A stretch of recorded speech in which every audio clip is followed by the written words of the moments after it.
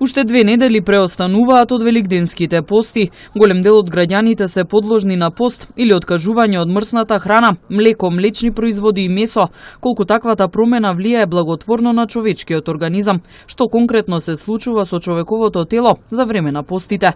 Доктор Светлана Трифуновска, доктор по семејна медицина, вели дека ваквата исхрана е позитивна за организмот, се додека не се претерува. Постот особено им годи на болните од дијабетес и на оние со висок притисок и масноти во крвта. Во принцип, многу е здраво да се храниме, значи со помало количество на калорична храна, да се избегнуваат мастите и некои други тешки храни.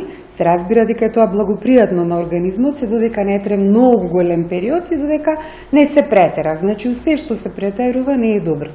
Како делува на организмот едно такво испустување ве одрекнување од месо, да речеме, и од млечни производи, посебно од помасната храна.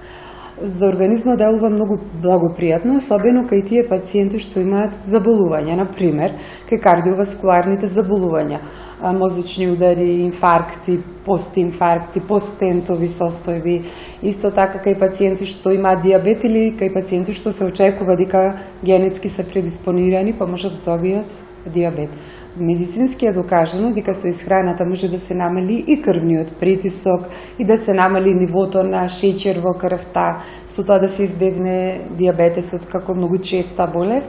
Исто така може да се намалат сите оние масни состојки во крвта што ни ги зголемуваат ризиците од кардиоваскуларните болести, па со тоа да се намали морбидитетот и на крајна линија морталитетот, смртта од кардиоваскуларните заболувања. Значи, во принцип, во глобала, една ваква исхрана многу благопријатно делува на организмот.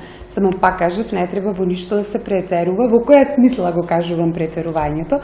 Значи, еден пациент што ви е на диета, што избегнува производи од животинско потекло, да речеме, долг период, може да се случи да е гладен, па да почне да претера, да речеме, со лебот, со житните производи. Па тука пак добиваме еден друг ефект на организмот преоптеретеност со други прехранбени производи. Трифуновска посебно апелира до граѓаните да внимаваат по завршувањето на постот, постепено да се прилагодуваат на враќањето на старата исхрана и да не претеруваат. Сите производи од животинско потекло, знаете, кај нас се конзумира прво јајцето во тој период, да не се внесуваат големи количини на производи од животинско потекло, месо, јајце, млечни производи. Значи, тоа да оди во некој стадиум полека да се внесува, малце по малце, секој ден, затоа што може да тоа представува како еден шок на организмот, после долго испостување, вие да внесете, да кажем, некоја количина на јајца, па тоа